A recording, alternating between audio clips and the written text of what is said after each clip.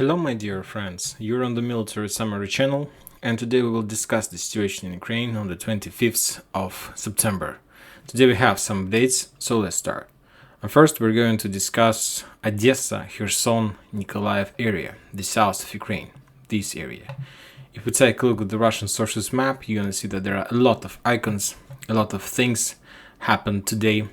And first of all, let's discuss Odessa, because Odessa is the town where the second day in a row the Russians are using their drones that were built on the basis of Iranian drone Shahed 136 and Shahed 129. The Russians have their own title of those drones. The Russians are calling the analog of the Shahed 136 has the name Gerань 2. So this is the modification, Russian modification of Iranian drone. The Russians were attacking Odessa, and mainly they were attacking the headquarters by the name of South, of the South Ukrainian group, of the South Ukrainian army in this area. And the Ukrainians are saying that they are not able to do anything with these drones. Some Ukrainian sources are saying that they managed to shut down a few drones, but most of them reached their target. What can I say about these Gerань 2 drones?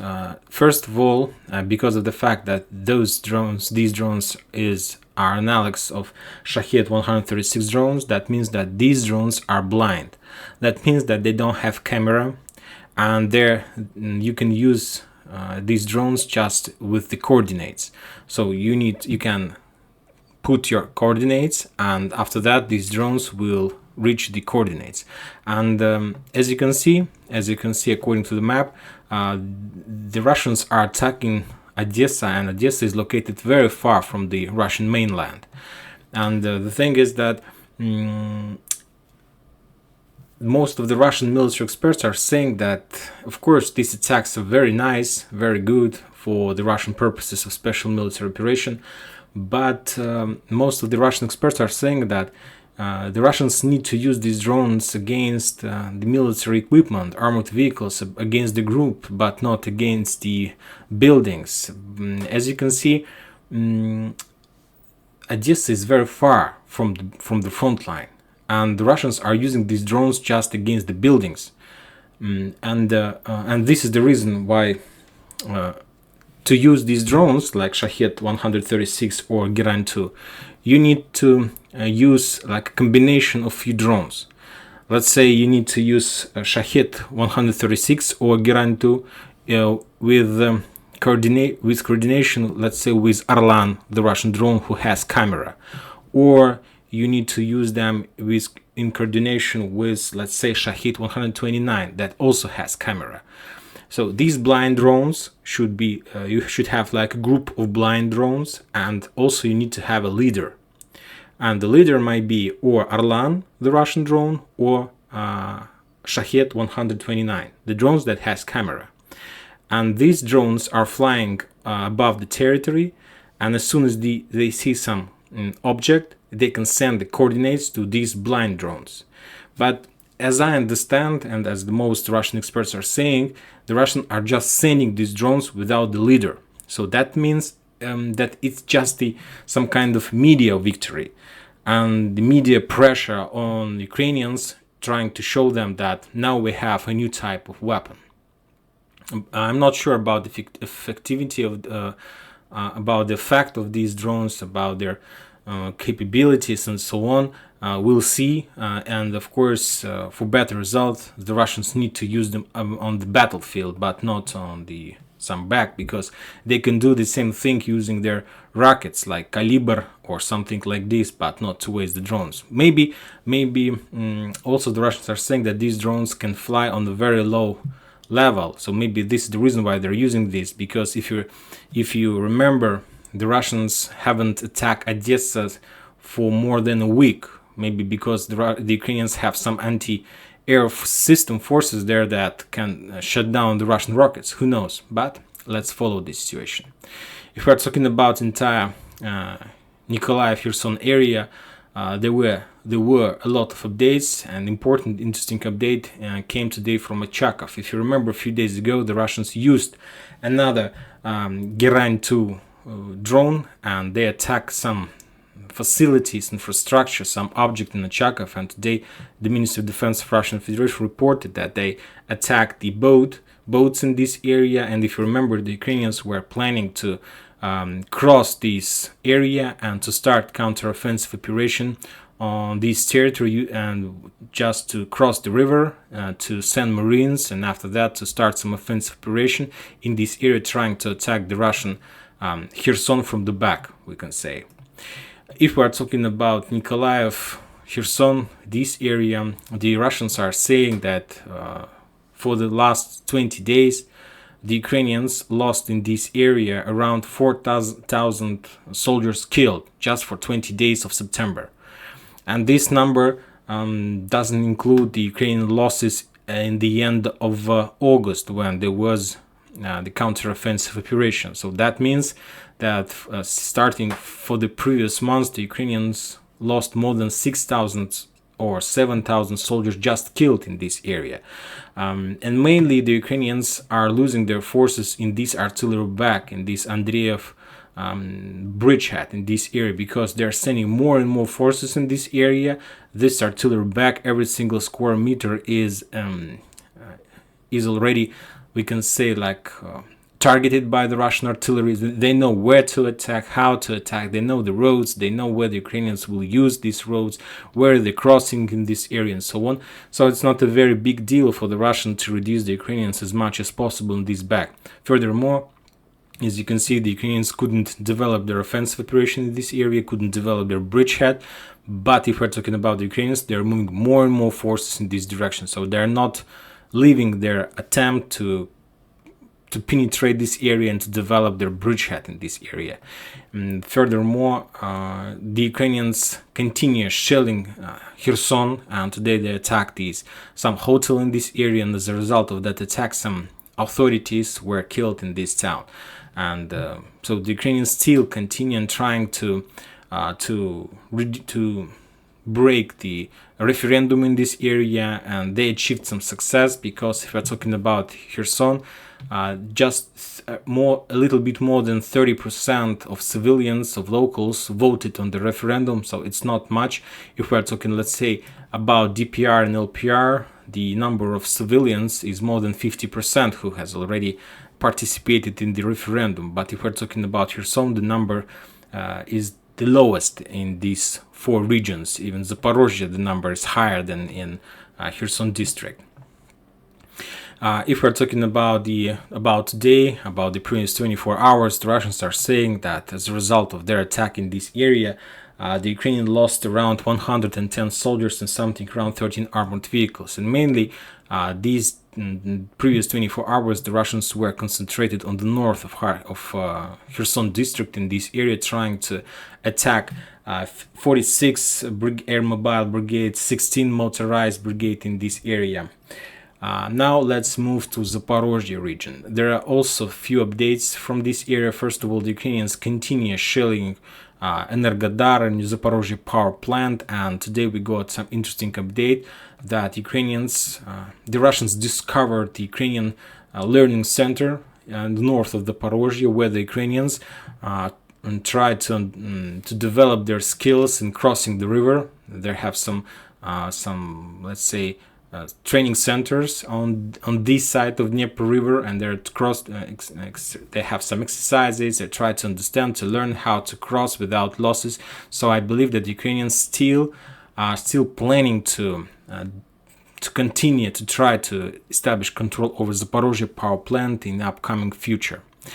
If we're talking about the area between Zaporizhzhia and let's say Velika Novoselovka, the Russians were saying that the Ukrainians, to be more precise, the foreign volunteers in this area were attacked by the Russians, and as a result of that attack, these volunteers' losses is around 100 soldiers and 15 armored vehicles. So during these days, there were no attempts to penetrate the Russian front. So I believe that maybe this evening we're going to see more updates, but for now the front line is stable.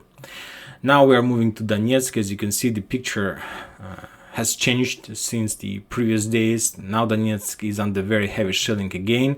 The Ukrainians are attacking this area heavily.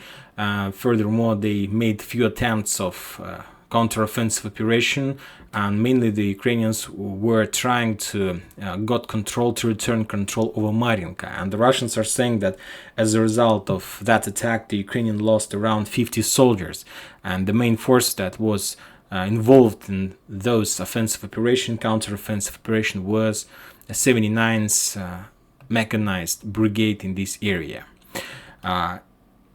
If we are talking about the Russians, they also are not standing on their position. They're reducing and trying to destroy trenches and fortification around Donetsk. And previous hours, they published some video that now the Russians are trying to attack and to destroy the fortification on this bridge that located on the south of Avdiivka. This is a very important area, and this is very nice fortification. It's very important checkpoint for the Ukrainians, because if the Russians are able to take this checkpoint, then they will be able to develop their offensive operation in many directions, from this checkpoint towards Avdiivka, towards another checkpoints fortification on the north, and the most important, the Russians will be able to start develop their offensive operation in the direction of Oputne, and this is a very important town. And if Ukrainian loses Oputne, that means that the Russians will achieve some square to develop their offensive operation, and then they will be able to starting some offensive operation in direction of Toninka, Severna, and try to encircle Avdiivka. But for now, they're just trying to attack this town, trying to reduce this fortification, and I believe that it will take time. It will take time, not a week. It maybe take time, like few weeks to do this. But anyway, they're doing this, trying to reduce the Ukrainians' shelling of Donetsk as much as possible. If we are talking about the area between Solidar, Seversk, Solidar, Bakhmut, there are now no changes. The Russians are storming, or we can say reducing or clearing the east part of Bakhmut. They're clearing this area between Nikolaevka and Gorlovka, this area, but there are no movements in this area, maybe because of referendums, and the Russians just want to be on the safe side. Not to risk, because if you start any offensive operation, that means that you're using your forces. Meanwhile, the Ukrainians can do some attacks on other front lines, so that's why they're trying to be on the safe side. And if we're talking about this area, the Russians are saying that during the previous hours they attacked few brigades in this area, and to be more precise, they attacked the headquarters of the 10th brigade in Drushkovka, and also they attack the 72nd Mechanized Brigade, their service center in this small town, Annovka. And as a result of that attack, the Ukrainians lost around 50 soldiers and 28 armored vehicles. There was some kind of service center where the Ukrainians were trying to fix and to repair their tanks, armored vehicles that were damaged during some frontline combats. And now we are moving to one of the most important front line these days is Liman bridgehead. As you can see, the Ukrainians managed to achieve some success. I believe that they managed to penetrate the Russian defense area. The Russians were forced to fall back towards more reliable position, but some Russian sources are saying that the Russians haven't prepared the second or third defense line in this area, and the situation became critical since yesterday. The Russians still holds Liman, Drobyshevo, Novoselovka, Dibrova, Yampol, Kremenaya, this front line. This front line is stable. The Ukrainians are sending more and more forces in this area, but all their attempts were failed. The only progress they managed to achieve is the area a little bit to the north, from a town by the name of Lazova. If we're talking about Liman, we need to understand that now this area is under defense of those forces, Russian forces, who were in Izum. in the Zoom bridgehead. If you remember, there were very heavy clashes in Bogorodichna, in Dibrovo, Dovgenka, all these towns, Velika Kamushovaha.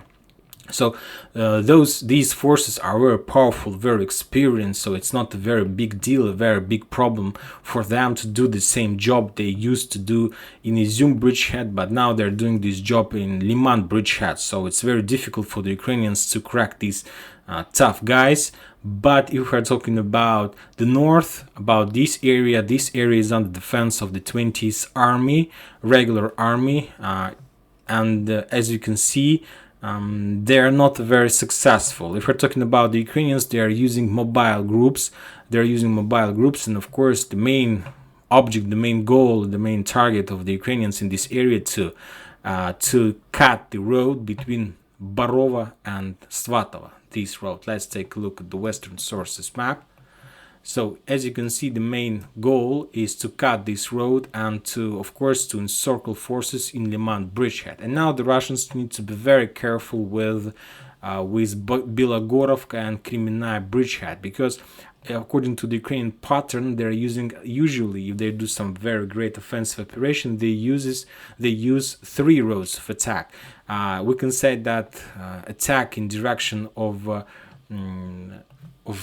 Redkadub is the first direction, and the attack from, let's say, Dvorechye, Kupiansk is the second road where the Ukrainians are trying to develop their counter-offensive operation. And as we discussed, the third one, according to my understanding, should be somewhere near Bilogorovka, and the Ukrainians will try to attack in direction of Dubrova.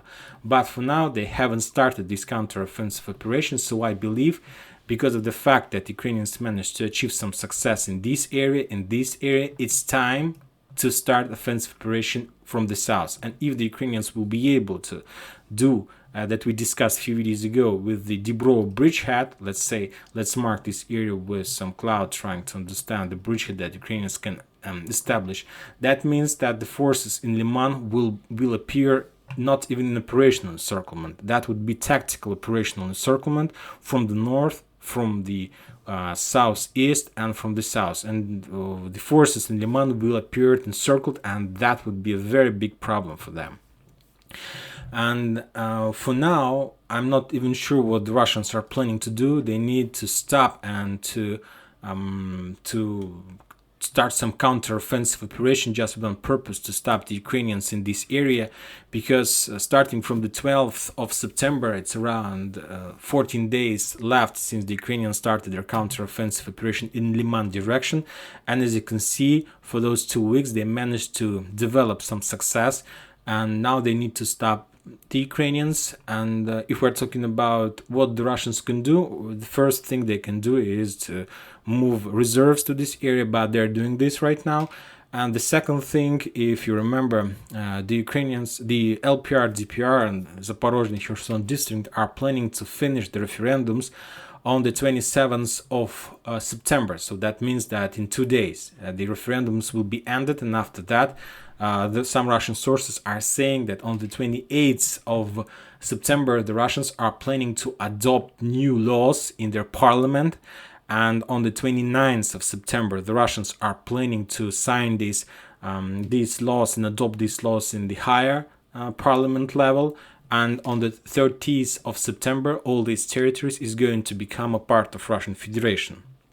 And some Russian sources are saying that after that, the Russians are planning to make an ultimatum to the Ukrainians to leave the territory of Russian Federation. That means that they will ask them and require to leave Liman bridgehead, to leave Donetsk region, and so on. And some Russian crazy sources are saying if the Ukrainians are not planning to do this, after that, maybe the Russians will try to use low power nuclear weapon. It's just maybe it's some kind of speculation, who knows. But if we're talking about the remobilization, let's discuss this one more time. You know that the Russians are planning to mobilize around 300,000 soldiers. Some sources are saying that the number is much higher, more than 300,000 soldiers, and some sources are saying that the Russians are planning to mobilize around 1 million soldiers.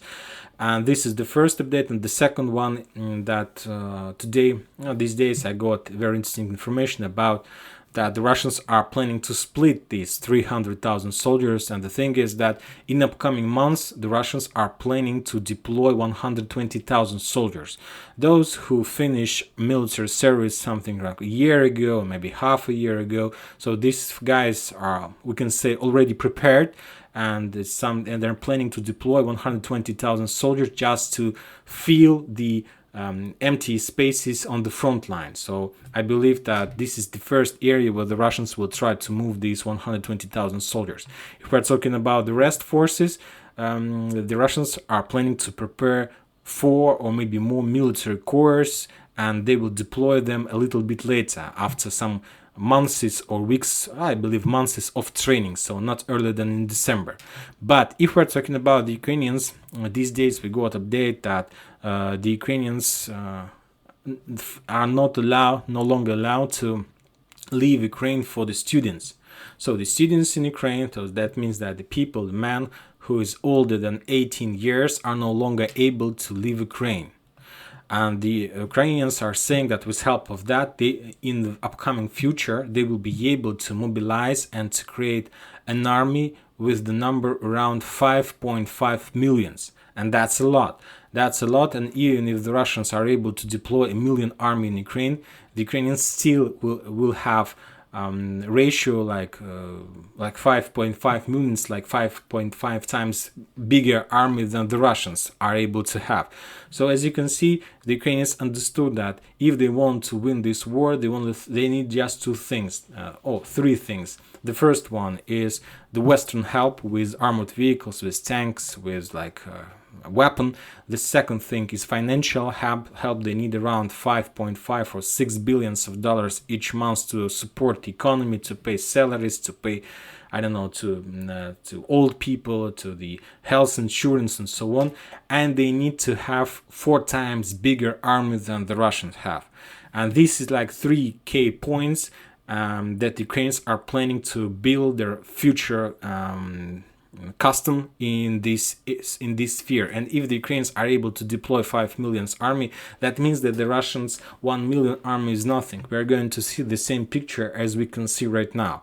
So every time the number of Ukrainians will be bigger on each front line, the attacks will be more massive, and the Russians will have the same problems. Their army is too low, is too not so big to be able to do anything on this front line. The only thing they will be able is to keep their position they have. And this is the also situation that leads to another question, whether the Russians are planning or not to use nuclear weapon.